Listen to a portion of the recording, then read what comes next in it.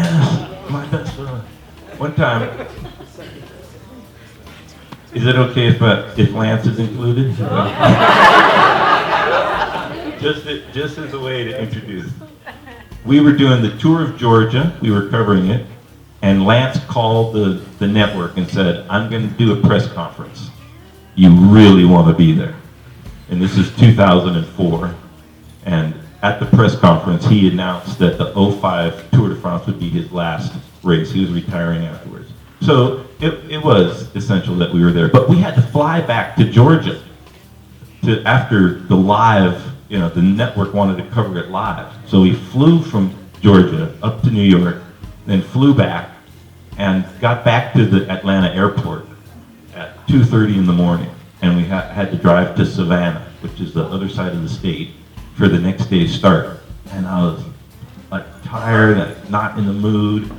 And when Lance said he was retiring, I could see the gravy train was about to run out of track.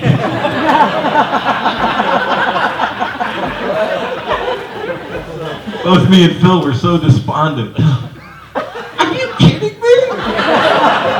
We're just starting to make some money at this stupid sport. So, and I'm like, all right, whatever. He's retiring. We're good at what we do. We can make it. Such a fool. But got the rental car and started heading to Savannah. And I was like, I wonder how far it is to Savannah. And so, it's about a 4.5 hour drive. And I'm like, what? It's 2 in the morning. So I'm like, we can do it in 3. He's like, no, Robert, we cannot do a 4.5 hour drive in 3 hours. I'm like, take a nap and you'll be there.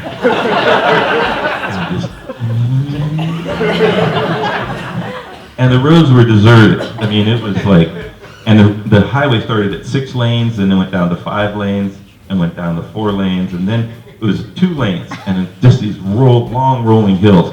And on the descents, I could get this rental car up to about 110 miles an hour.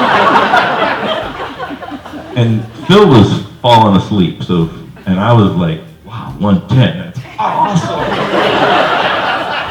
Chevy Malibu, rental car, 4-cylinder, 110.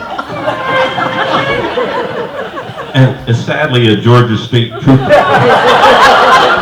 happened to be going the other direction on one of these downhills, and I was like, that's not what I just think it was. So I saw the lights on his car, and I saw him coming back towards us, and he was not happy to see me. And called the helicopter, because they thought I had robbed a bank or something. So you had the police chase helicopter, the ghetto beam that comes down, and I'm sitting there like, oh man, I wonder how fast I was going. And so we're not driving, so Phil wakes up.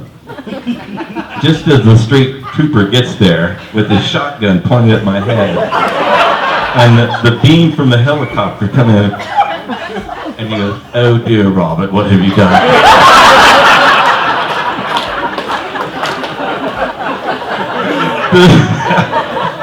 The state trooper was like, are you kidding me? 110?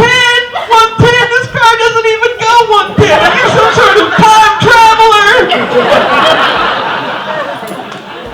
No, I'm not a time traveler, no. I'm gonna shoot you. You know what would happen if you wrapped this car around a Georgia pine? I'm like, it'd probably be not as bad as if you shot me. Shut up! I'm talking to you. I'm like, if you shoot me, just, don't get anything on Phil. Stand over this way more. I know who that is. I know who you are. So he's like, if I give you a ticket for 110, you have to go to jail.